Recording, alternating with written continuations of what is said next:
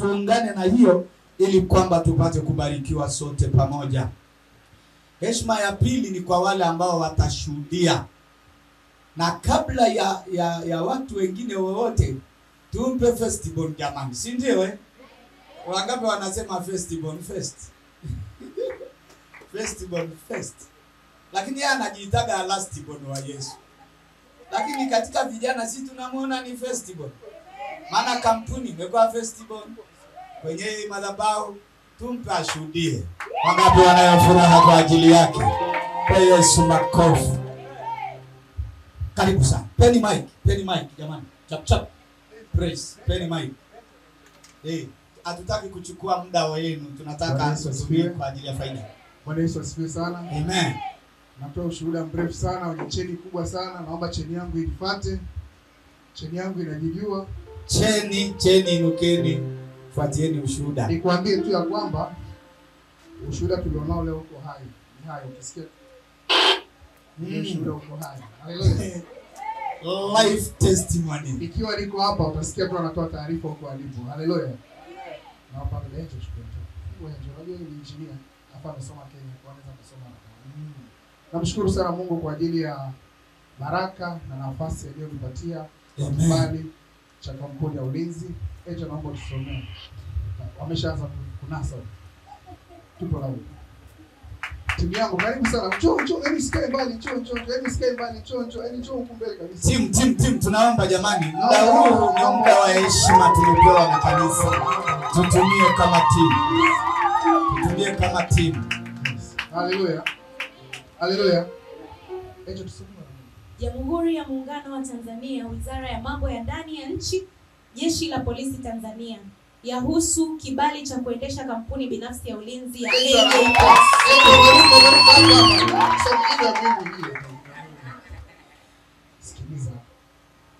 Kumbukumbu namba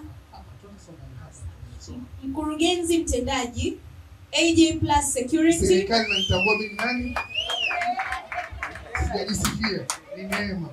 Tunatembea kibosi, SLP Dar es Salaam, yahusu kibali cha kuendesha kampuni binafsi ya ulinzi ya AJ Plus Security. Rejea barua yenye kumbukumbu namba CEC 823-953-01 ya tarehe 2 mwezi wa 5 2025 kuhusiana na mada tajwa hapo juu. Kibali kimetolewa kwa kampuni binafsi ya ulinzi ya AJ Plus Security. Tosha, hayo mengine ni siasa tu ya serikali. Hapo mmesikia? Kibali kimetolewa. Mpe Yesu makofi kwa ajili ya kibali hiki kilichozaliwa kwenye madhabahu. Haleluya. Amen. Wakati huo sasa nataka tu nimuone kuna Yesu anatenda. Yesu ni anatenda kwa viwango vya juu. Amen. Nilianzia hapa madhabahuni, nikamwomba Mungu hapa madhabahuni. Ndio. Tukawa tumechukulia mazoea kumwomba Mungu. Ikafikia wakati wa kuomba kibali, ili struggle.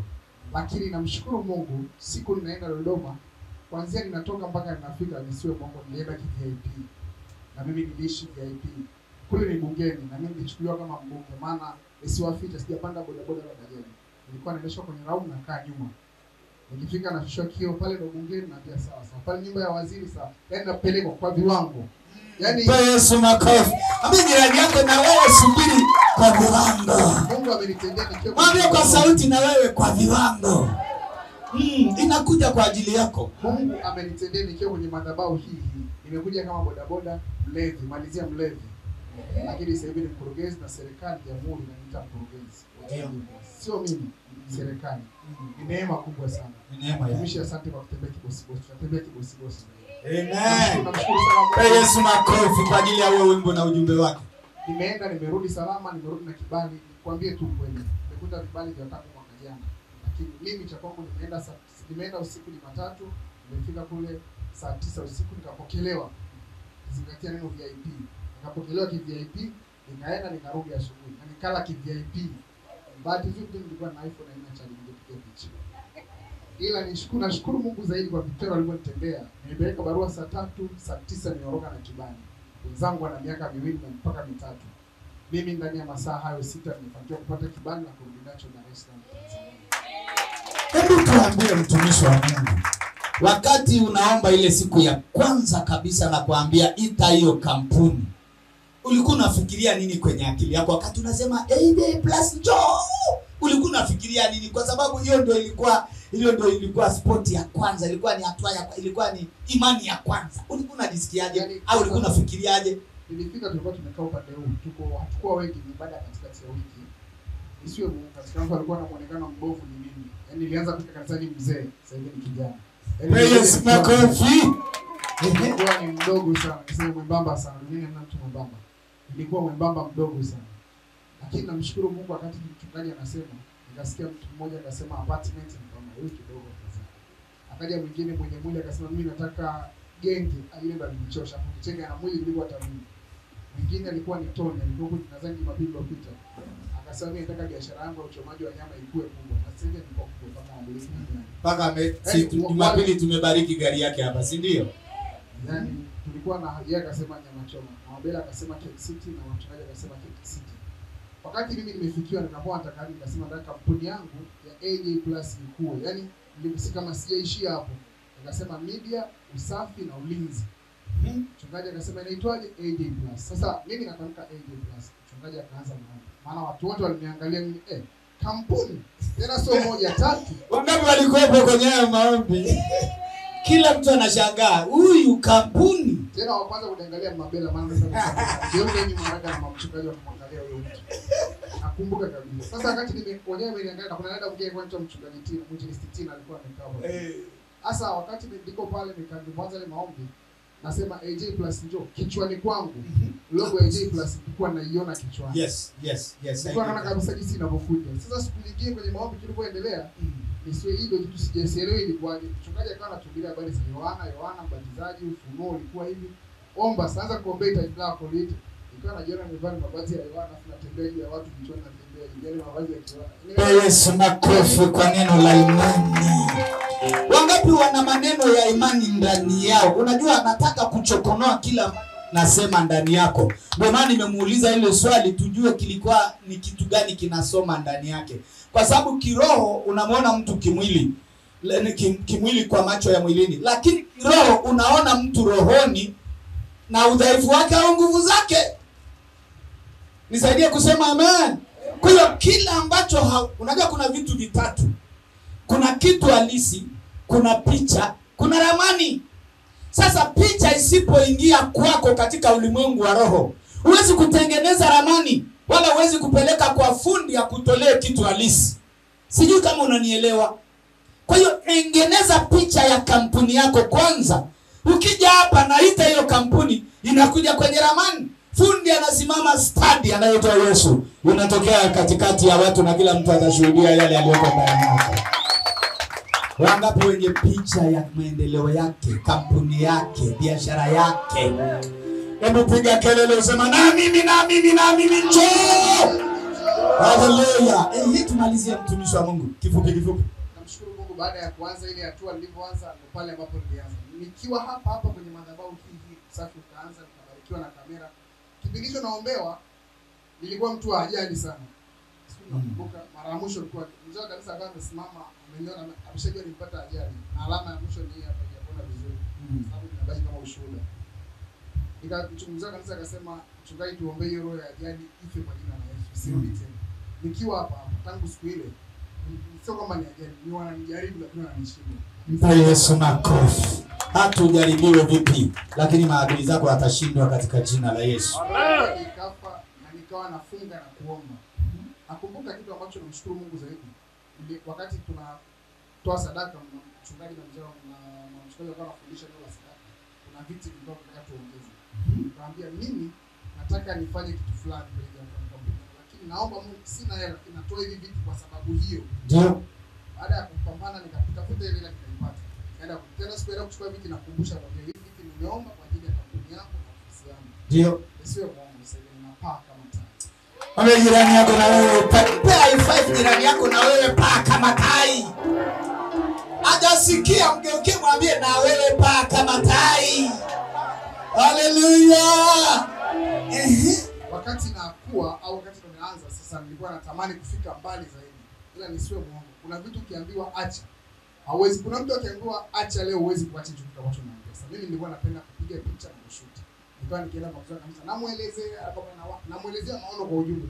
Yeye anayaona, anaona mwanzo, kati na hadi mwisho unapotaka kwenda. Ila akiniambia mimi simuelewi. Tukapambana. Sasa nikaona mzee kanisa siwezi, nikamtumia mabega vizuri. Akaenda kagonga mwamba. Siku hiyo ilikuwa katikati ya ibada. Nimekaa hapa madhabahuni. Saa 4 asubuhi nilikuwa ninasafari mabega hata nilichofanya kwa sababu kuna moja kuwepo bado. Sasa kanisa akanipigia simu, naomba uje kwa kampuni ilipoanza ya usafi. Nikiwa madhabahuni hapa nikapokea simu, nikaenda kwenye kupata huduma, kwanza kutoa huduma ya usafi. Na pale nimefika nikaanza kutoa kwa mwanzo wa AJ Plus kwanza. Ndio. Kutoka bodaboda pale nikawa naambiwa unataka nini na nini. Mimi nikaanza kuelezea, naambia nikipata kitu fulani hesabu yangu yote imekuja laki. Sasa kwenye laki naanza kuanza kuipunguza, sije kuonekana kubwa ile. Sije kaonekana umesema bajeti kubwa. Hata kwa niliyefika akanambia ni shilingi ngapi laki? Achukua laki na 70.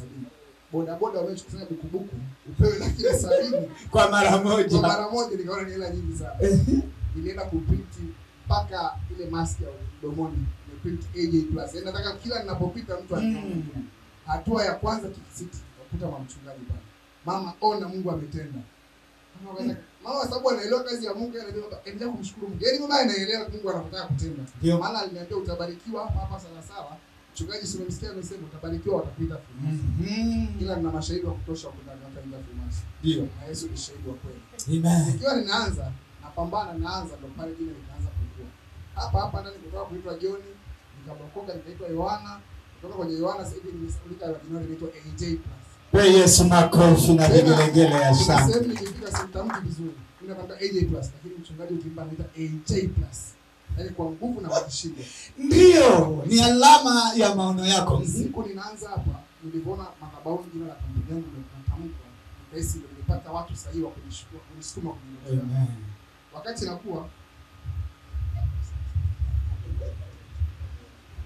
tunakuwa, Mungu akanitendea zaidi. Mungu akanitendea, nikaanza kuwa na media, napata vifaa vya kamera. Baada ya kupata usafi, nikaanza kuomba Mungu ulinzi. Nisiwe muongo, wakati naanza ulinzi kila kitu nikaona kigumu. Nikawa nikija hapa kwenye maombi ya pamoja tulikuwa tunaomba niombeni kibali cha ulinzi. Kwenye maombi ya usiku naomba. Wakati wa Bwana ulipofika, sikutumia nguvu. Ndio. Nilichukua kibali changu VIP. Na nikarudi Dar es Salaam VIP. Ndio. Naomba tu nitangaze vita kwa shetani ambaye ananiwazawaza. Hana nafasi tena, maana nimeshaanza na kazi VIP. Mambo na kazi VIP na kazi na VIP na kazi na VIP kwa jina la Yesu. Nilikuwa sijui napataje silaha, nilikuwa sijui napataje, lakini hivi ninapokuambia juzi na tarehe ngapi, siku 4 nyuma zilizopita, siku 3 nyuma, nisiwe muongo, nimemiliki silaha mwenyewe sasa. Na silaha, yaani uniogope hapo ulipo, na silaha ambayo haupewi kirahisi, lakini kupitia madhabahu nilikuwa nikiomba. Nashukuru Mungu.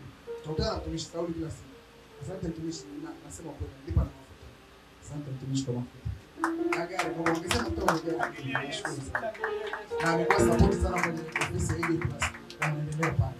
Nashukuru kwa sasa hivi ninavyowaambia, nina lindo la askari 4 ambao hao askari wanabadilishana usiku na mchana, lingine lindo moja, alafu na wana silaha. Sikatieni wana nini?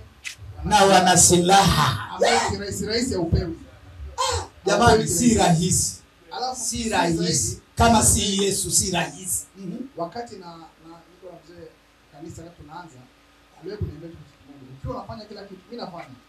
Lakini kuna watu washaniharibia hapa, nikawa kila nikikatiza hivi nasema, na wewe nakupeleka. Kwa kila nikiwa napeleka nawaza, hao wananisaidia wakiharibu inakuaje? Wakati nawaza nitafanyaje? Ameshaniambia ukiharibu na wao umeniharibia mimi. Kaja madhabahu. Mchungaji akapata somo kupitia hicho ambacho nilikuwa nakiwaza. Kuna watu wa Arusha walikuwa na kampuni, wakawa wale ni watu wa maombi. Kampuni ikakua sana. Hata agent alikuwa kuja katikati yao, walimtambua. Tukaungana.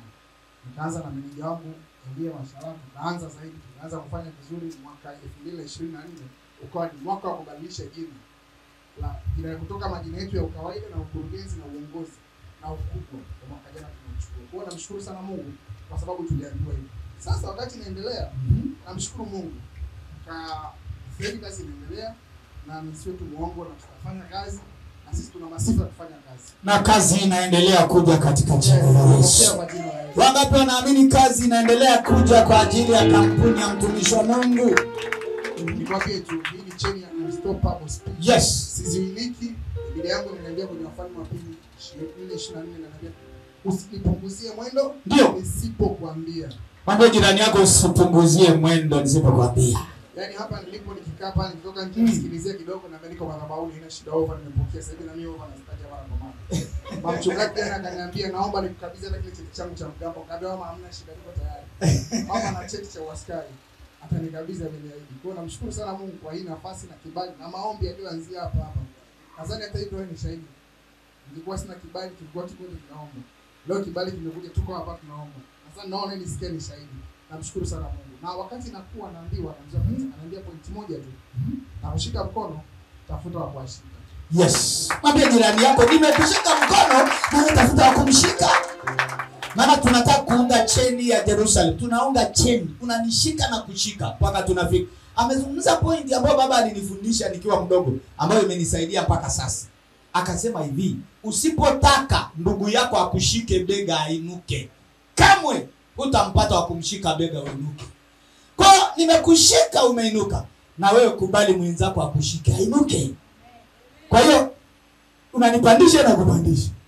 AJ Plus na anawapandisha wengine. Wangapi wanapenda kupandishwa na wao? Kwa hiyo makofi na vigelegele ya shangwe. AJ Plus hiyo ni movie. Kwa naomba niishie part 1 hapo wote tupate kusiacha kuja baadaye. Jumapili ijayo usikose ukutane na part 2. Kwa Yesu makofi na vigelegele ya shangwe. Na ushuhuda wa sauti utasikia ule kwa mteja ambaye tunaweza kumhudumia. Sasa hivi kila sana kwamba sasa hivi nalala kwa amani. Bwana. Maana kuna security wenye upako. Haleluya. Unajua angalia, ukiwa mlinzi alafu mwenye upako ni hatari. Ni hatari. Kwa sababu unawapiga katika ulimwengu wa mwili na katika ulimwengu wa roho. Kwa Yesu makofi ya shangwe. Wakati wa sasa niko kule kuna sana najiangalia kwa mwenyewe. Hivi una baada ya kuamini unatoka pembeni unaanza kucheka. Hivi ni mimi kweli au uamini unaangalia na miliki silaha. Ni Yesu ndani yako mtenda miujiza. Mama anakuja kurgenzi. Sasa nikiangalia na sasa hivi najishukuru Mungu asante na Mungu kwa mashati. Na baba mashati mara kwa mara hivi anaonekana heshima. Yes. Ila kwa sababu nina Yesu napata kibali mbele za watu. Yes, inua personality yako ndugu yangu. Nikuhakikishie hapa kwenye ulinzi tumeshaondoka tayari. Tumeshafanya na Mungu ameshatenda, ameshatengeneza na njia. Kwenye usafi Mungu ameshamaliza. Ndio. Bwana anatuletea video. Leo tarehe ngapi? Tarehe 1. Ndio. Huu mwezi utaisha. Huyu Mungu ninayemwamini ambaye nimesimama anatenda yasiyowezekana kibinadamu. Haleluya. Kwa sadaka ya muda, kwa sadaka ya maombi ya kujitolea kwenda kuombea wengine, ndio, kwa sadaka ya kushiriki shida ya mtu mwingine, ndio, kwa sadaka yangu ya fedha ambayo Bwana amenibariki natoa, ndio, ninaamini mwezi hautaisha. Amen. Kwa Yesu makofi. Wangapi wanaamini mwezi hautaisha, mbingu zifunguke? Sisi tunaamini zaidi ya kuamini. Maana tumeshinda kabla ya kushinda. Haleluya. Tukimwomba Mungu vifaa vya media muda mrefu, lakini naona michongo ambayo tumeipambania, ule ambao tulikuwa tunausikilizia, Bwana anatengeneza njia. Bwana anatengeneza njia. Kwa Yesu makofi. Eje imeishia hapo. Amen. Kwa Yesu makofi. Na hawa ni kina nani ili tumalizie na wao? Shuhuda wetu utimie sasa. Naomba wale watu wawili tuwe nimalizie sasa. Watu wawili kamilisheni timu ili tupate kuombea baraka za Mungu. Kwa ukweli, leo nimemshangaa Mungu sana. Kwa kuchelewa lakini nimemshangaa Mungu. Mchungaji alipokuwa amesimama hapa, kila kigusa, bora anagusa kwenye ushuhuda wetu, bora anagusa kila kigusa. Sasa paka ndani sasa akanitumia message, mbona mchungaji basi anyamaze kwanza? Sio mchungaji hatukuambia kwamba mke wa Dar es Salaam kuwepo hapa. Tunataka naye ajionee. Haleluya. Tunataka ajionee ni wapi mume wake anaabudu. Ile siku mama Alvini alishangaa ndani akaona mbona kama vile siwezi kukaa kwa sababu mume wangu kabadilika kweli, na yeye leo kaja kushuhudia imekuaje. Sasa ni yupi kati ya warembo watatu? Maana hapa tuna warembo wamekuja hapa watatu. Hii ni familia yangu mpya sasa mimi. Familia mpya ya AJ. Kama ambavyo na mimi nakimbia kwenda kwa mzee wa kanisa, haina shida na mimi nje. Nadhani tunakuwa mwanangu, si umeona kimbilio la kwanza kabla ya mzee wa kanisa kimbia kwa hapa. Kwa mpaka ifike kwangu. Yaani na imesharuka. Haitafika kwangu. Mungu ameweka kama mashujaa wa injili na mashujaa wa imani. Hata mimi natembelea juu ya imani ya watu hawa jamani. Kwa Yesu makofi ya shangwe. Tutambulishe sasa waheshimiwa wanaopendeza nyuso zao na afya zao. Kwanza watajitambulisha. Kabla mchungaji, yani ukisema tutambulishe tutakuwa tumechelewa. Tutakuwa tumewahi sana. Naomba tu mchungaji, tuna ushuhuda. Mrs. Ibrahim mlete Mama Alvin kwanza. Mama lete Mama Alvin. Mama Alvin uko wapi mama? Unajua tuko kwenye mahubiri. Mzee wa kanisa alisema ndani ya ushuhuda ni mahubiri. Kwa hiyo endelea kupokea. Napokuambia sema kwa jina la Yesu napokea, ni hakika inatimia kwako katika jina la Yesu. Na imani tulio nayo ni ya kutikisa milima. Namshukuru sana Mungu kwa hivyo. Huyo ndio mrembo wake. Alianza naye. Haleluya. Japo kwenye majaribu ya hatari. Siku moja alikufa nyumbani kwangu. Unakumbuka mama? Saa 8, 9, 10 akafufuka. Haleluya. Kwa hiyo huu ni ushuhuda unaoishi. Usione mapito ya watu. Saa nyingine nawaangalia nasikia tu machozi yanatoka. Kwa sababu najua wametoka wapi. Na naona wanakoenda. Amen. Na wewe utaenda katika jina la Yesu. Amen. Ndio jirani yako mwambie twende pamoja. Rafiki yangu ni mke wangu. Rafiki mke. Kipenzi mke wa bosi. Namshukuru sana Mungu kwa ajili ya familia yangu. Amen. Familia yetu pia. Wakati tukiwa tuko hapa madhabahuni, tulikuwa na nyinyi 80% mlioko hapa. Ndio. Wakati tunaanza sasa somo yako nafasi ya ukurugenzi msaidizi hapa. Kaka ni bosi. Wakati tukiwa madhabahuni hapa alisimama akatoa ushuhuda hapa. Na hapa mchungaji akaombea na mzee wa kanisa akaanza kubariki hapa. Alikuwa na ushuhuda mkubwa sana. Wakati ninaanza naye tunakutana naye, Mungu alitutendea tukaanza ile maono ya nitume mimi niende chapu nirudi chapu. Ndio. Nisiwadanganye wala nisogee. Sio kwamba nina hisa. Na mimi ni mwangalizi tunaangalia. Sina hisa. Kwa Yesu makofi kwa ajili ya kuachilia bila kudai chochote. Sina hisa. Kwamba nipate faida. Na mimi naangalia tu kwamba tunaenda. Lakini hisa sio mbaya. Sio mbaya. Hisa sio mbaya. Lakini kwa moyo wako tu umeachilia. Yaani huyu tulivyoanza maono haya ya kutaka kufanya nini, aliponiambia ni empty box, tukasema tunaanzia hapo kwenye empty, tunaanza kuiputi jina la Yesu na baadaye Mungu atatupa njia. Ilikuwa ni usiku, tulikuwa na meneja wangu. Hebu rudia, ni nini hiyo empty box? Alisema hivi, yeye ni empty. Hana ambacho anataka ukifanya, lakini kuna vitu anatamani avifanye. Ila yeye anaviona kuendesha bajaji, bodaboda anazo, lakini sio sehemu yake ya kupata faida au ni huko.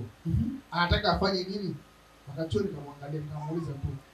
Musa aliulizwa una nini? Ndio. Baada ya Musa kuulizwa una nini, yeye akaniambia sasa mimi nina bajaji na bodaboda, lakini alikuwa anielewi. Nikamwambia kikao tusifanyie chini. Twende kwenye gari. Ndio. Kikao cha kwenye gari kikazaa matunda. Ndio. Zingatia kikao cha kwenye gari kikazaa matunda. Bwana akatutendea, tulizungumza private meeting ikakazaa matunda. Na leo hii naona nitume mimi imefika na imekuwa na imezaliwa. Yaani hii nitume mimi ni nini? Hii nitume mimi extra, nitume mimi zaidi. Jamani, jamaa wa kamera, hivi unavuta hii kitu jamani? Unajua tunaweka kumbukumbu wajukuu zetu wakati tumezeeka meno imeila tunatembea na mkongojo. Wanakuja kuona injili tuliosemeka duniani. Haleluya. Wanaona kazi ya Mungu ilivyoanza. Hii nitume mimi ni kampuni inayohusiana na masuala ya deliver au utumaji wa mizigo kutoka Dar es Salaam, nje Dar es Salaam, hapa Dar es Salaam. Wewe ukiagiza kitu chochote mahali popote, ukiwapigia simu nitume mimi, wanakuletea popote ulipo. Mpe Yesu makofi na vigelegele ya shangwe. Vitu vinaanza kuzaliwa ndani ya watu wa Mungu. Sasa tukao tunapambana kwenye usajili, tukafanya kwa ajili ya mioyo yetu ili itokee. Lakini kile tukifanya naona tukakaa madhabahuni ndugu yangu. Anambia nataka nikaimbe kwa Bwana ajibu vya kwangu. Ndio. Akaanza kuimba kwa siku. Ame mwenzako karibu kwenye kwaya Mungu na ajibu vya kwako. Yaani sababu ya kuja kwenye kwaya. Ndiye mwalimu wa kwaya. Haleluya. Sababu ya kuja kwenye kwaya anasema nimeambiwa nikimtumikia Mungu, Mungu atafanya vya kwangu. Yes. Aliposema tu vile ngambia sasa kuona angalia wala vipi nataka kuombea. Akajaribu kabisa. Nataka nikae mbele na mimi huko mbele. Siku tukiwa tunaombea naye anakuja hapa naomba. Ndio. Sasa anaona kabisa lakini akiangalia kwenye praise anaama anaenda kwenye praise pale. Anashangaa anavuta anajikuta ameenda kule kwenye praise. Lakini ndio kuomba yuko huko mbele. Nikamuuliza akaniambia natamani nifanye Mungu afanye kwenye vya kwangu. Ndio. Na Mungu atafanya. Amen. Mimi nikulige Mungu aliamkia hapo madhabahuni. Ndio. Akasema nafuata njia hiyo hiyo. Tunaanza baada ya pale tukaanza kusajili. Tunasajili siku ambayo sasa ndio cheti kutoka tarehe 23. Mimi mwenyewe nilikuwa sijui mtatu na hivi. Na nipigie simu kwa watu nifurahi sana. Amen. Cheti kikatoka cha kutambuliwa na serikali. Mpe Yesu makofi, mpe Yesu makofi. Hebu tuone kabisa. Maana nimeanza kuona nembo ya Brela. Haleluya. Hebu mshangilie Yesu kwa ajili ya vyeti vya watumishi wa Mungu. ambayo ni certificate of registration. Kwa hiyo kumbe tayari imekwisha sajiliwa. Shangilia Yesu kwa makofi na vigelegele. Tayari imekwisha sajiliwa. Wakati tunaendelea bwana, na hii pia ni cheti ambacho kinaelezea zile huduma tu. Cha kufafanua zile huduma. Haleluya. Wakati huo tunaendelea kupambana akiwa madhabahuni hapa. Tukawa tujui tunafanyaje. Akatoka hapa akasema mimi siwezi kujua tutafanya, lakini naomba nimtafute kijana pekee nisaidie mwanangu. Ndio. Akatoka hapa akaniambia niende wapi? Nikamkuta ameshafika AJ Plus, wako na meka mezani. Wanaanza kudesign namna ya kuandika, namna ya kufanya. Wani wamesumbuka sana. Yaani sasa huyu ana idea, mimi na idea, meka ana idea, tunafanyaje? Tumekaa tukasema tunataka tukae namna hii. Ndio. Naenda na itaondoka na itapata kibali kwa jina la Yesu. Amen. Namshukuru Mungu, jina linaitwa Nitume Extra. Yaani tulikuwa tumeweka Nitume Tanzania, Nitume chapu, lakini Bwana akawa amekataa. Wakati tumepata Nitume Extra. Yaani tukaona yenyewe kwanza inatamkika vizuri. Inaongeleka, inatamkika. Ndio kwa mimi natamkika vizuri, mchungaji akitamka.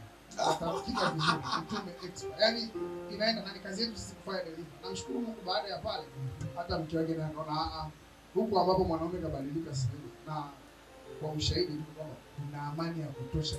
Kwa Yesu makofi na vigelegele ya shangwe. Karibu kaka. Twendeni kivuvi maana huko muda.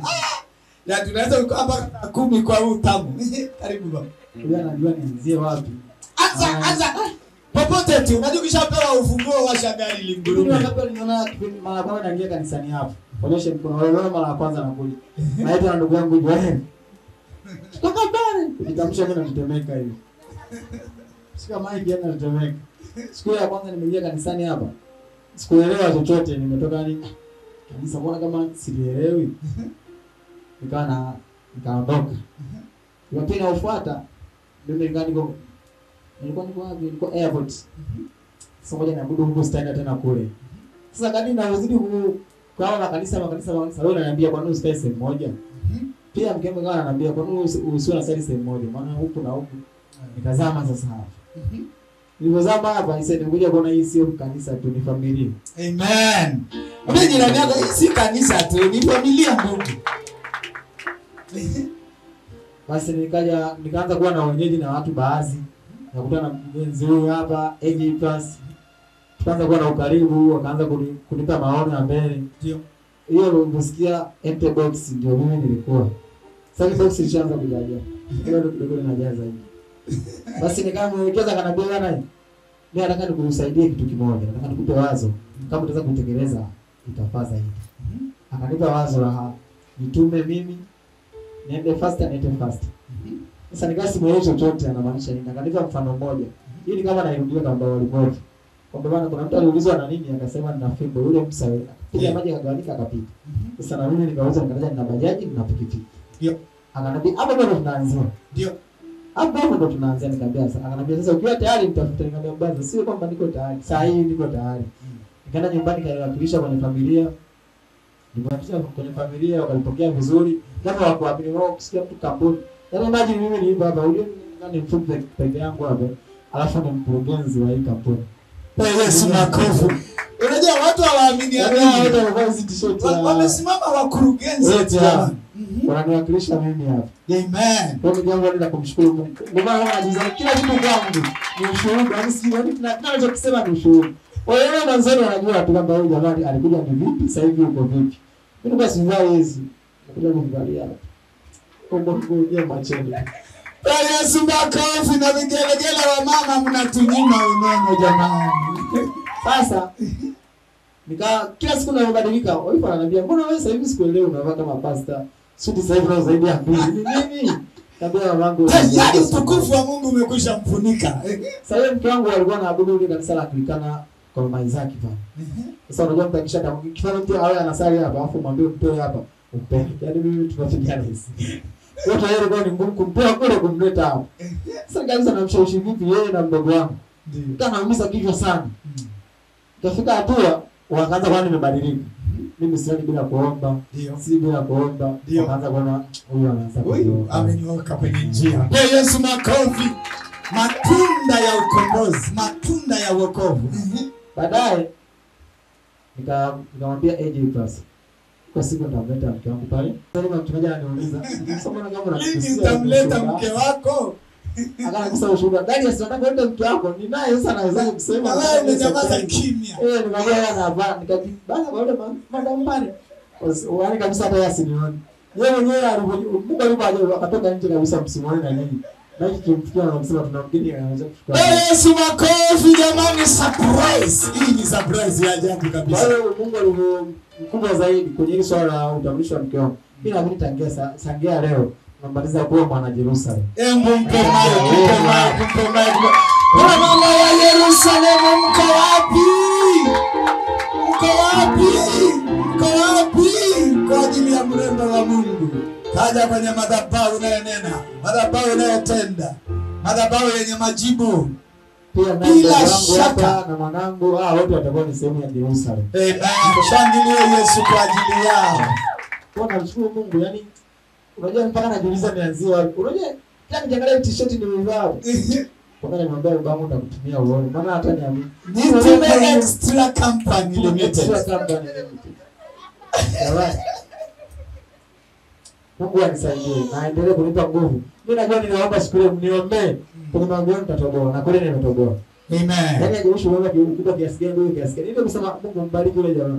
Asa nimebarikiwa. Amen. Nimebarikiwa. Kwa Yesu makofi kwa ajili ya Mwenyezi Mungu. Hallelujah. Kwa kila jambo la wanifanyia. Kuna watu waamini mpaka sasa nikamwambia mimi na kampuni na miliki. Sasa nachokitamani zaidi nataka wao wanakuja ofisini wananikuta wakukute kwenye kiti kinachozunguka namna hii. Wajua Yesu si kidogo. Wanakuwa wanaamini kwa sababu mtu anamjua. Hata mtumishi jana alikuwa anamwambia. Sasa kumwambia nenda surprise ila kwa sababu alinikusa mimi kakaangu. Unajua sasa ni bwana zangu wengine hamjui. Ni bwana zangu pia amekuwa ni sehemu ya maisha yangu kipindi cha nyuma. Kwa Yesu makofi kabisa kwa ajili yake. Kwa hiyo na maombi yake pia yamesupport pamoja na maombi ya Yerusalemu na ushauri na kila kitu. Nikamwambia kweli ile yule jamaa hapa amejia ndugu yangu. Kwa na kuangaliaga sitakuja nikulipe lakini naamini Mwenyezi Mungu atakulipa zaidi ya hiyo. Tukuze Mungu kwa ajili ya anaanza kama na sifu kwa ajili hiyo. Mungu wa majeshi anatenda. Hallelujah. Sasa kwenye mtoto wenu, ifi yenu, shemeji yenu, ndogo ajitambulishe muone mtoto bado mzuri. Kwa Yesu makofi kwa ajili ya mrembo wake. Mama tusalimie tu na unavyojisikia kuingia Jerusalem. Karibu mama. Amen. Usiogope, unakaribishwa. Sema tu jina lako tukusikie na sauti yako. Jennifer Darius. Mpe Yesu makofi kwa ajili ya Jennifer. Amen. Nasi pia tunakupenda. Karibu sana Jerusalem. Baba naishi naye. Baba anasema kama mzazi wake. Tukitoa baba yetu huko, mimi ndo mzazi wake hapa Dar es Salaam. Na kwa maombi yake ndio ananifanya pia naenda ile nasomaje mchungaji. So yeye anaitwa Unstoppable Speed. Unstoppable Speed. Bado sijaikaribu vizuri ile. Wewe kwenye maombi wakati unaombea vitu vyako unafungua macho unasoma Unstoppable Speed kwenye biashara yangu, kwenye kazi yangu, kwenye kampuni. Na utazuiliwa katika jina la Yesu. Na huyu ni nani mdogo? Amina. Pe Yesu kofi kwa ajili ya Neema Jairus. Karibu sana tunakupenda. Na binti yangu hapa mpendwa. Roho yangu maisha yangu wewe. Ataambia anaitwa nani? Karibu mrembo. Unaitwaje? Unaitwaje? Mpe Yesu makofi kwa ajili ya mrembo. Haleluya. Na wapendwa wasalimie kifupi alafu twende tukaombe kwa ajili. Bwana Yesu asifiwe. Amina. Nafuraha kubwa sana kwa sababu rafiki yangu, jamaa yangu akifanikiwa na mimi nimefanikiwa. Na wewe umefanikiwa. Kwa Yesu makofi kwa ajili yako. Na jina lako? Jina langu naitwa Joel Peter. Joel Peter. Karibu sana. Rafiki yake na Darius. Mtu wake wa karibu sana. Amen. Jambo lolote lazima nishirikishe. Inapendeza sana vijana wanapounganika na nguvu zao na mali zao kuhakikisha wanatoboa kwenye maisha. Darius ni familia na nisaidia familia. Amen. Ni mwenyewe nikiwa na jambo lolote lazima nimuone Darius shirikisha. Na yeye akiwa na jambo lolote lazima nione mimi. Haijalishi hilo jambo ni kubwa au ni dogo. Kwa sisi ni watu wa karibu sana. Pe Yesu makofi kwa ajili yake. Pe Yesu makofi kwa ajili yake. Sana kwa ile wazo lake la kufungua kampuni. Namwombea kwa Mwenyezi Mungu na naendelea kumwombea. Mungu akubariki Darius. Amen. Sana Darius. Hallelujah. Mungu awe pamoja na wewe akupiganie. Amen. Songe mbele. Mafanikio yako ni mafanikio yako. Amen. Mungu awe pamoja nawe. Barikiwe sana. Mpatie kaka kuja namna hii. Kitu tunachowashauri mwe waaminifu. Kinachomfanya kijana aende mpaka VIP ni uaminifu. Na kitu cha pili ninachoona katika ulimwengu wa roho ni kwenye vibali vya serikali. Uwe karibu nao na pamoja na mzee wa kanisa. Sababu hao wana kampuni kubwa kabisa hapa Tanzania. Hawa sio watu wa kawaida. Kwa hiyo siri nyingi ya kampuni anafahamu. Kwa hiyo hatua kwa hatua unayofungua hatua na washirikishe ili kwamba kuna wale watu wanaosaidia kuhifadhi document za serikali na nini. Nchi yetu tusiibie, tuilipie serikali kitu kidogo na sisi faida zetu Mungu atatuletea. Na namna ya kuhifadhi mahesabu na nini, mzee wa kanisa atawaelekeza vizuri, maana yeye Mungu amembariki katika hiyo. Na kwa kuwa amekubali kunyosha mikono yake kuwainua wanyonge, Mungu amemtia nguvu, tutainuka pamoja. Kwa hiyo vitu hivyo viwili naomba mweke mioyoni mwenu. Uaminifu na nini? Pamoja na document sikae sawa ili msipate rapsha yoyote. Iwe na serikali na mtu yeyote. Kampuni yenu ipate kubarikiwa. Tufunike macho kanisa tuombe kwa ajili ya watu. Hizo baraka sasa nilikuwa naona mkononi mwenu. Darius wakati tunaanza aliposikia habari yangu ya kiti akaniambia nataka mzee wa kanisa amkabidhi vitambaa vikabidhi madhabahuni.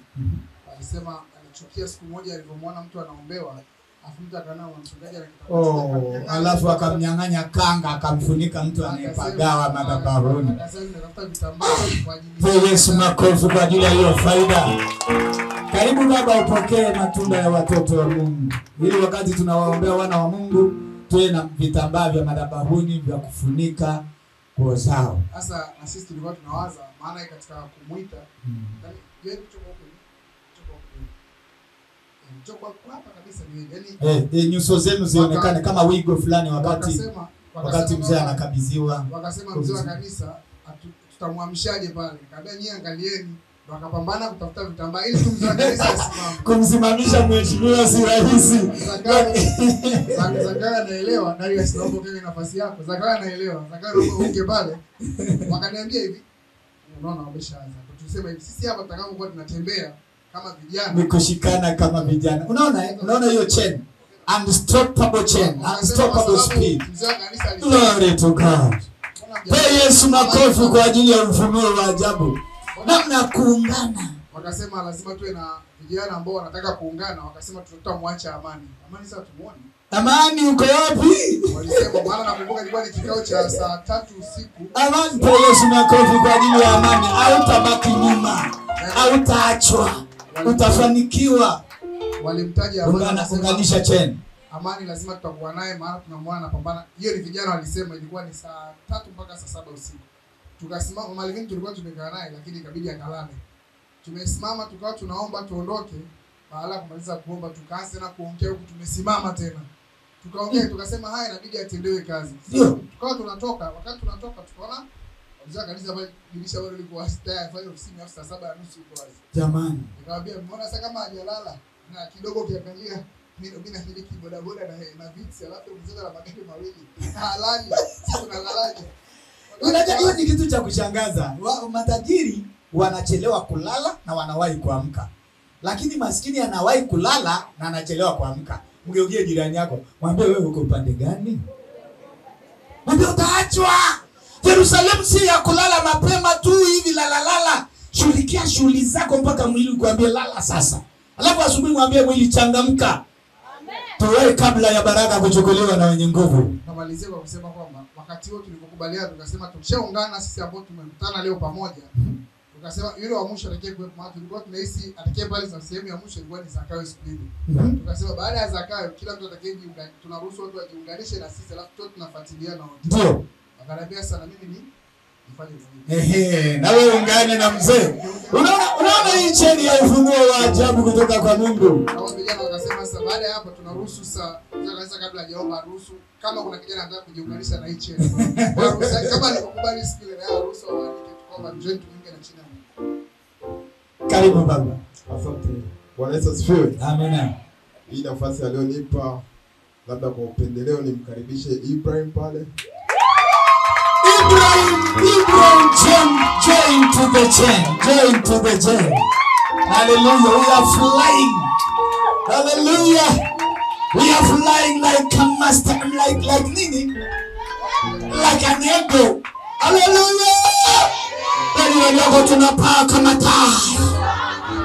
Mpaka tufike kwenye hatima yetu iliyotukuka. Hakuna cha mchawi wala mganga wa kienyeji atakayetuzuia. Hakuna ufukara wala umaskini utakaotuzuia. Ambe jirani yako paa mwana kupaa. Ambe na nyota yako ipae mpaka ufike kwenye hatima yako iliyotukuka. Mungu hata kuwa mtu mkamilifu, hata kufikia kwenye cheo cha kimo na utimilifu wa Kristo. Haleluya. Tulikuwa tumeanza kabisa na swali linalosema kwa nini Mungu anakusanya watu? Kwa nini Mungu alimwambia Musa aweke hema katikati ya mahema ya wana wa Israeli tena jangwani? Kwa nini? Ana maana gani Mungu? Wote tukakubaliana kwamba kwa kusudi la kutiana moyo. Haleluya. Mdhaifu anamtia mnyonge, mwenye nguvu anamuinua mnyonge. Wote tunabarikiana, tunaombeana. Na wengi tukaona ya kwamba walivyokuwa wanapeleka mahitaji yao kwa Musa ili wapate msaada. Haleluya. Kwa kusudi la Mungu kuwakusanya watakatifu, kusudi lake kubwa ni kutiana moyo. Haleluya. Na tukasoma kwenye Isaya, mfua chuma akamtia moyo seremala. Akamwambia kazi yako ni nini? Ni njema. Haleluya. Geukia jirani yako mwambie kazi yako ni njema.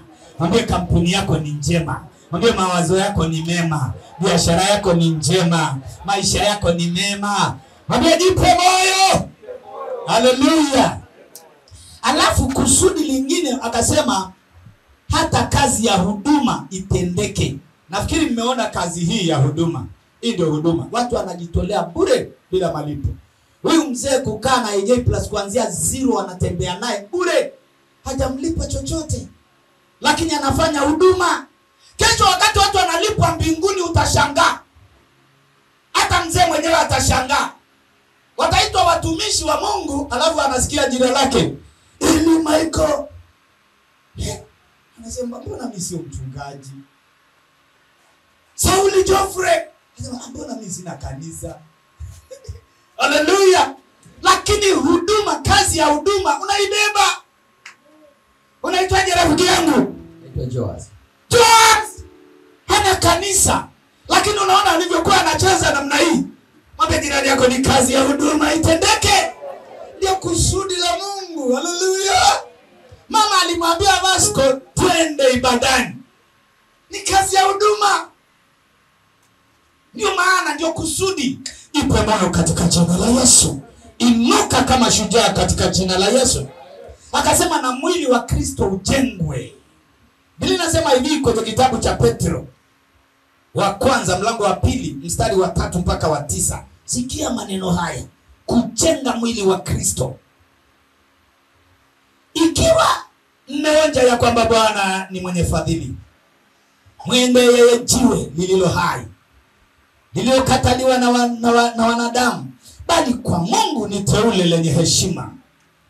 Ninyi nanyi kama mawe yaliyo hai mmejengwa mwe nyumba ya roho, ukuhani mtakatifu, mtoe dhabihu ya roho zinazokubaliwa na Mungu kwa jinsi ya Kristo Yesu, au kwa jinsi ya Yesu Kristo, au kwa njia ya Yesu Kristo. Kwa kuwa imeandikwa katika maandiko, tazama naweka katika Sayuni jiwe kuu la pembeni, teule lenye heshima, na kila mwaminie hata tahayarika. Mwambie jirani yako, maana umemwamini Yesu hutaaibika. Mwambie hutatahayarika. Mstari wa 7, basi heshima hii ni kwenu ninyi mnaoamini, bali kwa wasioamini jiwe lilokataa washi limekuwa jiwe kuu la pembeni, tena jiwe la kukwaza mguu na mwamba wa kuangusha. Kwa maana hujikwaza kwa neno lile wasiloliamini, nao waliwekwa kusudi wapate hayo. Bali ninyi ni mzao mteule, ukuhani wa kifalme, taifa takatifu, watu wa miliki ya Mungu, mpate kuzitangaza fadhili zake yeye aliyewaita mtoke gizani mkaingia katika nuru yake ya ajabu. Nisaidie kusema amen. Amen. Sisi tumeitwa ni mawe yaliyo hai, na Yesu ni jiwe kuu la pembeni. Hii nyumba ikitengenezwa sasa hivi wanasemaga tuweke jiwe la msingi, si ndio Amen. Basi Yesu ni jiwe lililo hai, kama haya maandiko yanasema limewekwa pembeni kwa ajili ya jengo. Wewe ni jiwe lililo hai. Jina la Bwana libarikiwe. Sasa katika kujenga mwili wa Kristo, kwa sababu mwili wa Kristo ni mimi na wewe, kuna mawe yaliyokufa yanazagazaga tu, yamekufa lakini yako hai, yamekufa lakini yako hai, yanazagazaga tu, yanakusubiri wewe ukayalete tuje tuyajengee nyumba ya Mungu. Sasa sikiliza ujumbe na umalizia masomo haya au somo hili, ni kuleta mawe kuja kujenga nyumba ya Mungu. Amen. Yesu, makofi na vigelegele ya shangwe. Sasa nauliza swali la kumalizia, maana tumeanza la kwanza, sasa tunamalizia. Wewe umeleta mawe mangapi? Hebu angalia kanisa yote, mtu ambaye umemleta kwa Yesu. Aya, AJ Plus, si mama amekuleta. Wewe umemleta nani? Sio utani. Angalia nyuma kabisa, angalia hivi, mimi kweli nimemleta nani huko ndani? Nani? Haya, mama umemleta Vasco. Vasco umemleta nani? Umemleta nani? Dokta. Yuko hapo sasa dokta wa jamii. Lakini mpe Yesu makofi, maana alikuwepo. Si ndio jamani? Kazi yake amemaliza. Na yuko mleta mtu hata ukimfikisha tu hapa pap. Sijui umelileta kwenye jengo likimomonyoka juu yake. Nisaidie kusema amen. Amen. Haya, Darius amemleta mama na mdogo wake na mrembo mdogo. Na wewe mwingine umemleta nani? Saa ya Bwana ya kuleta mawe yaliyo hai kujenga jengo la Bwana. Amen. Kwa jirani yako, sasa tukitoka hapa kanisani, sasa kila mtu kuokota mawe yaliyo hai na kuja kujenga kwenye mwili wa Yesu. Nisaidie kusema amen. Amen. Maana usipofanya hivyo hautalipwa. Huwezi kuajiriwa na Yohana ukaenda kwa Luka kulipwa mshahara. Tukitoka hapa duniani, hapa kanisani, kwenye shughuli zetu hapa duniani, lazima kila mtu apate malipo. Ndio maana akasema apandacho mtu ndicho atakachovuna. Ndio maana akasema tazama naja na mawingu na ujira mkononi kumlipa kila mtu sawa na kazi yake. Hii kazi ya Mungu umetumwa kufanya.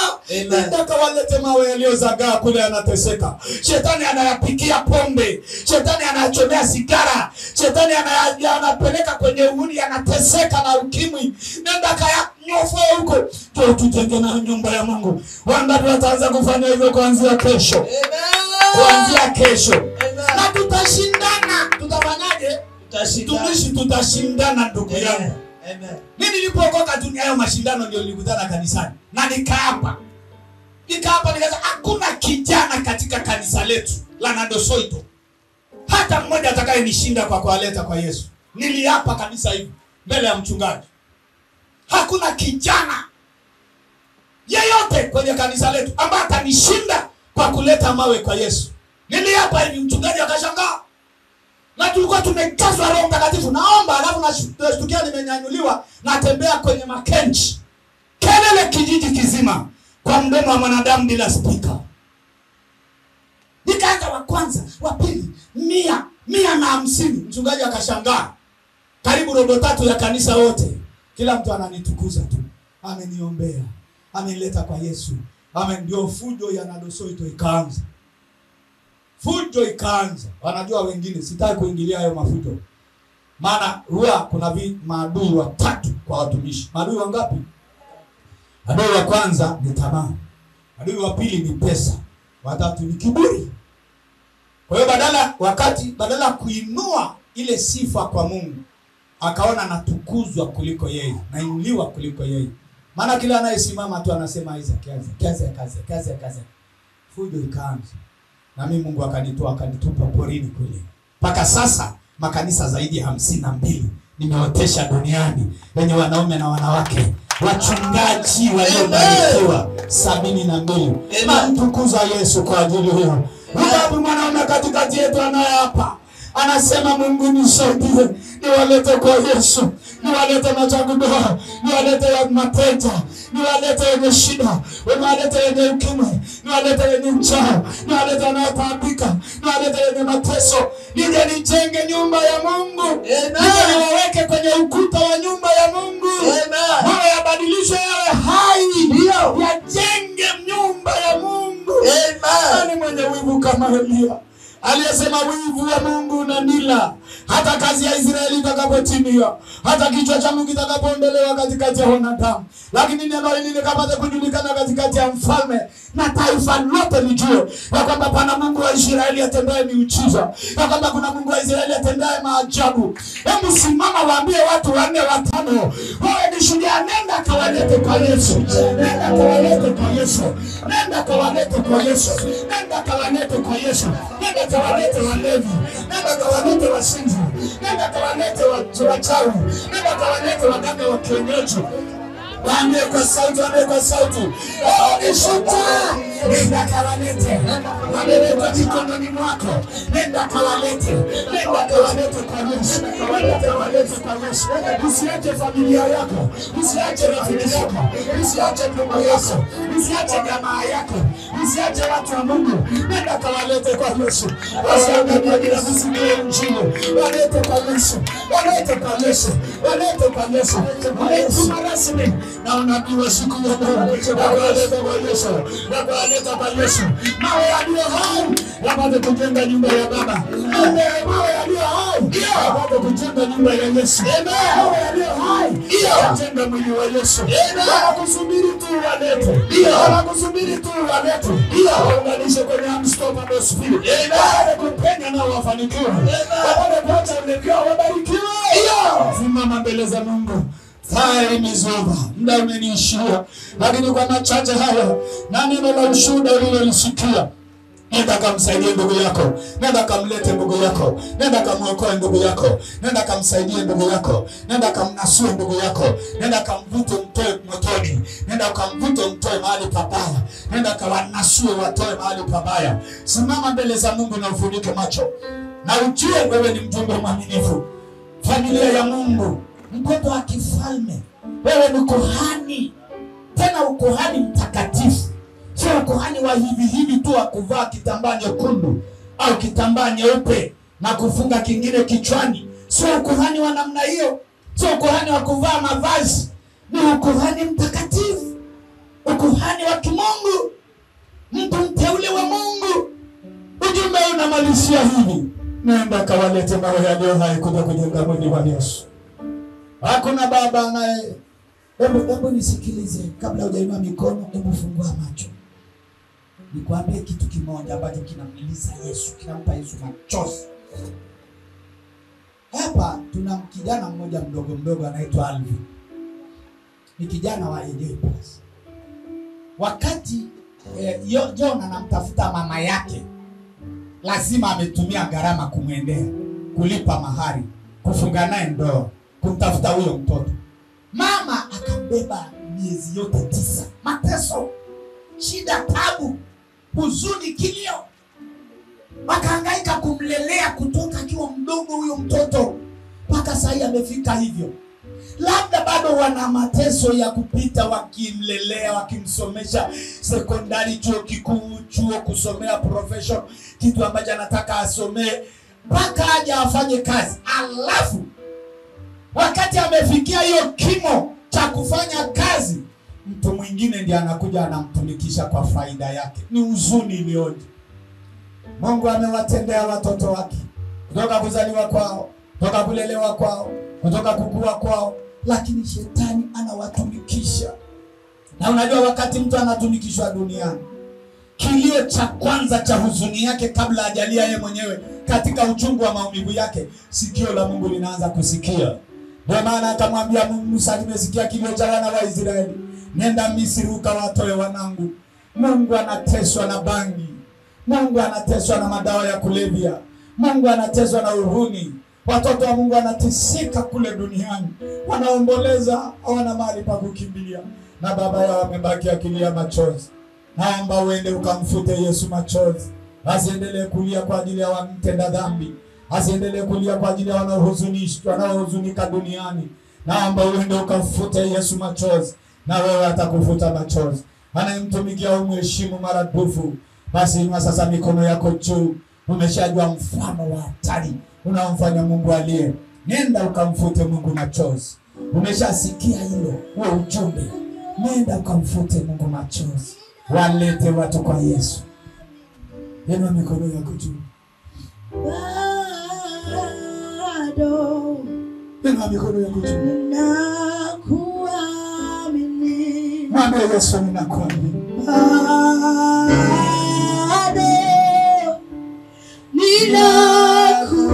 Ninakuamini. Praise, shikeni mic wote, nataka kusikia sauti zenu. Ninakuamini. Bado. Ina imani na wewe Yesu. Ninakuamini. Bado.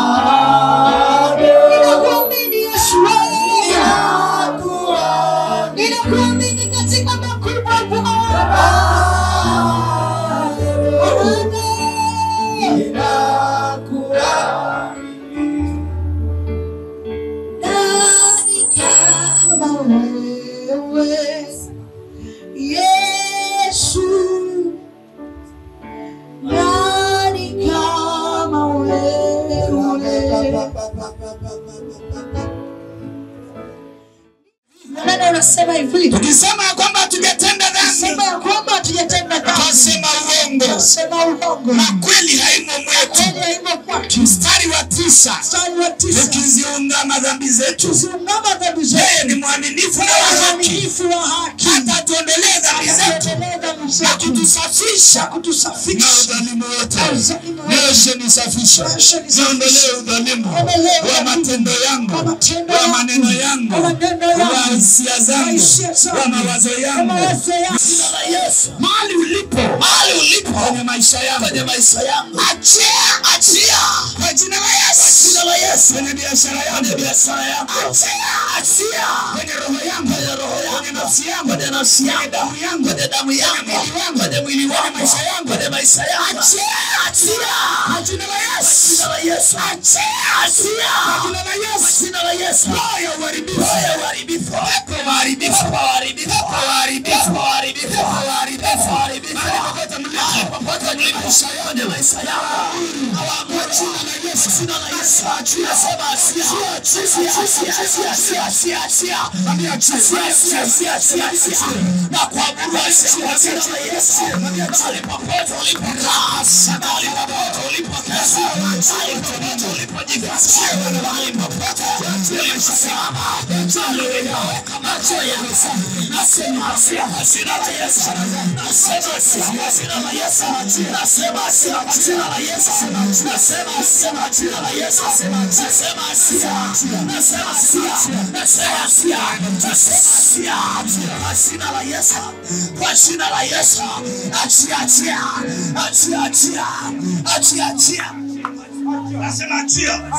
Nasema achia. Pepo mharibifu, uliyeshika maisha, uliyeshika biashara, uliyeshika roho yake, uliyeshika nafsi yake, nasema achia kwa Kwa jina la Yesu na washa moto kutoka utosi mpaka uwayo wa mguu. Moto ukalipuke, moto ukalipuke. Wapate kuachia, wache maisha yake, wache roho yake, wache moyo wake. Nasema achia. Nasema achia. Nasema achia. Nasema achia. Nasema achia. Kwa jina la Yesu. Kwa jina la Yesu.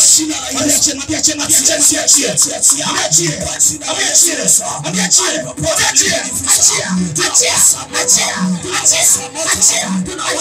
Kwa jina la Yesu. Achia maisha hayo. Achia roho yake. Achia mwili wake. Achia maisha yake. Kwa jina la Yesu. Kwa jina la Yesu. Kwa jina la Yesu. Kwa jina la Yesu. Kwa jina la Yesu.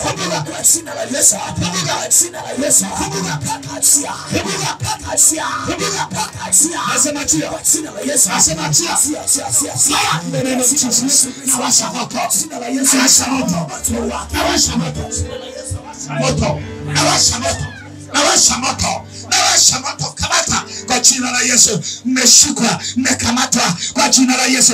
Ile vitana vitumike kwa jina la Yesu. Sema nawasha moto. Sema nawasha moto kwenye maisha yake, kwenye roho yake, kwenye mwili wake. Kila adui ndani ya maisha yake lazima aondoke, lazima achie kwa jina la Yesu. Kwa jina la Yesu. Pepo waharibifu nasema achia. I am the name of Jesus. I am the name of Jesus. I am the name of Jesus. I am the name of Jesus. I am the name of Jesus. Moto libati moto. Busa kila mahali walipote. Moto achie wana wa Mungu. Achie maisha yao. Raya sakata. Niko ya Masaya. Usiangalie mtu. Endelea kuomba, endelea kuomba, endelea kuomba. Endelea kuomba. Endelea kuomba. Endelea kuomba, endelea kuomba. Niko ya Masaya. Niko ya Masaya. Yes. Kama ya Masaya. Rapa papa. Rapa papa. Rapa papa.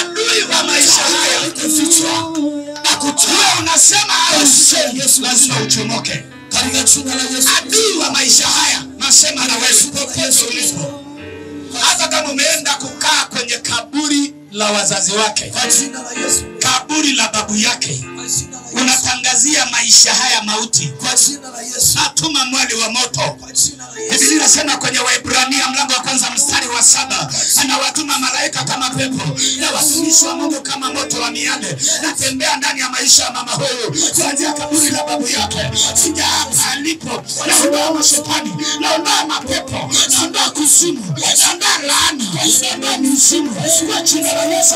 Lazima waondoke, lazima waondoke. Acha maisha yake, acha roho yake, acha mwili wake, acha biashara yake, acha kazi yake, acha ndoto yake kwa jina la Yesu. Nasema achia, nasema achia, nawasha moto, nawasha moto kwa jina la Yesu, kwa jina la Yesu, kwa jina la Yesu, kwa jina la Yesu, kwa jina la Yesu. ungua moto kwa jina la Yesu. Kila idadira kwa jina la Yesu Kristo. Unjuka kwa jina la Yesu. Unjuka kwa jina la Yesu. Unjuka kwa jina la Yesu. Ina Yesu kwa jina la Yesu. Ambaza moto. Unjuka kwa jina la Yesu. Unjuka kwa jina la Yesu. Unjuka kwa jina la Yesu. Unjuka kwa jina la Yesu. Anzia sasa. Aingie kwenye biashara. Aingie kwenye kazi. Aingie kwenye mafanikio. Aingie kwenye baraka. Aingie kwenye shamba. Nasema pesa. Nalala pesa. Nalala mzigo. Nalala fadha. Nalala kilio. Kwa jina la Yesu. Kwa jina la Yesu. Kwa jina la Yesu. Nasema mafanikio. Naleta baraka. Naleta ushindi. Kwa jina la Yesu. Kwa jina la Yesu. Rapa ya Messiah. Yes, I am Messiah. Katika jina la Yesu. Yes, kwa jina la Yesu. Kwa jina la Yesu, achia. Achia maisha yake. Kwa jina la Yesu. Waka moto. Waka moto. Waka moto. Waka moto. Waka moto. Leka na mayama. Liko ya tara. Kwa jina la Yesu. Kwa jina la Yesu. Yesu nafuta maisha yako. Ungua moto kwa jina la Yesu. Ungua moto kwa jina la Yesu. Ungua moto kwa jina la Yesu.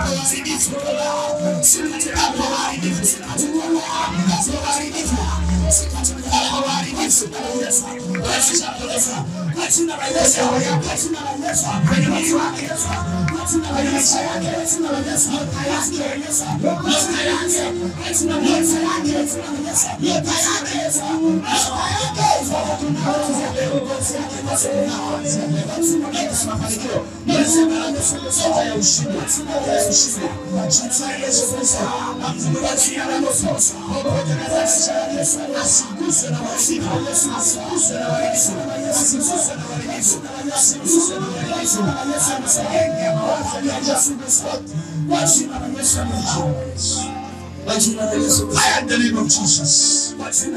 Katika jina la Yesu Kristo. Wewe adui wa msalaba. Haikuja usiku baada ya kumtafuta binti. Bwana akukemee. Haikuja kwa njia ya chakula. Haikuja kwa njia ya chakula anachokipenda. Ili ajisikie kula. Piga kwa moto wa moto. Kwa jina la Yesu. Adui wa maisha haya. Haikuja usiku. Piga. Kwa njia ya rafiki. Piga. Atafuta binti huyu. Piga. Haribu maisha yake. Piga. Hakutokea kama moto wa moto. Kama moto wa moto. Kama moto wa moto. Nini? Nini unasema? Mweke mic. Nini unasema?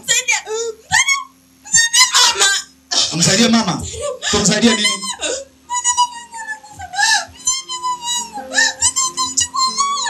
Tukamchukue mama. Tamka vizuri tukisikie. Unasema? Tukamsaidia mama yako. Ana shida gani? Anaungua moto. Anaungua moto.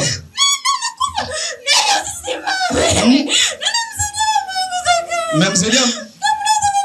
Ni nani kwako? Mama yako.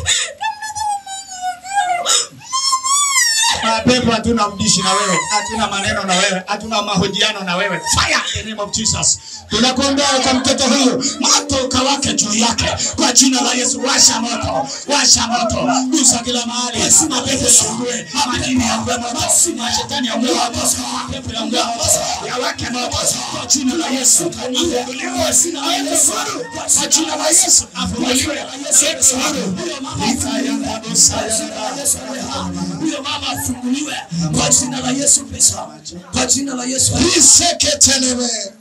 Nyota ya mama huyu Kwa jina la Yesu. Naita mahali ilipo. Kwa jina la Yesu. Adui aliyeinyemelea. Kwa jina la Yesu. Nataka kuiua kule kwenye dini. Kwa jina la Yesu. Kwa jina la Yesu. Kwa jina la Yesu. Irudi kwake sasa. Irudi kwake sasa.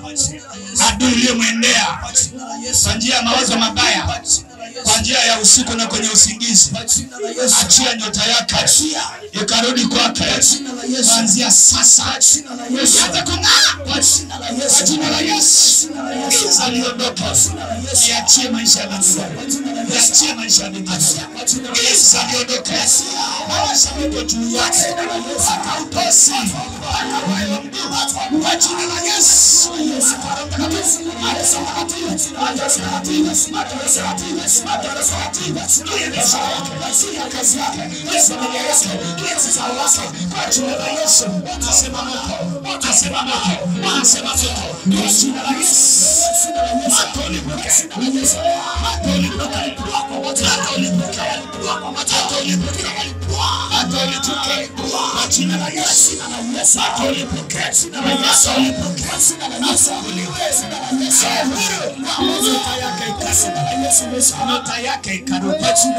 Nyota yake ikarudi, ikang'ae ndani yake kwa ajili ya faida yake yeye na familia yake, katika jina la Yesu. Asante Yesu kwa kumbariki. Milango yake imefunguka, akafanikiwe katika jina la Yesu Kristo. Inua mikono yako, tusimame kanisa. Baba, asante kwa sababu ya mtumishi wako. Asante kwa neema ambayo umeweka ndani yake. Asante kwa kampuni yake. Asante kwa familia yake. Asante kwa uzao wake. Bariki maisha yake katika jina la Yesu. Ile neema ambayo umeanza ndani yake iende ikakamilike. Awe msaada wa wengi. Ajira wengi wapate kupitia kwake. Neema katika ulimi wake uwavute wengi kwa Yesu. Baba, wasimamishe vijana hawa wadogo, waepushe na majaribu. Umetufundisha na kwa neno lako Mathayo mlango wa 6 mstari wa 9, usitutie majaribuni, lakini utuondoe na yule mwovu. Utuokoe na yule mwovu. Muokoe kijana huyu na yule adui katika jina la Yesu. Muokoe na majaribu, muokoe na ajali, muokoe na nguvu za giza, muokoe na utawala wa adui katika jina la Yesu. Na baraka zako zikae juu yake katika jina la Yesu tumeomba. Tuinue mikono kanisa kwa ajili ya shukrani mbele za Mungu.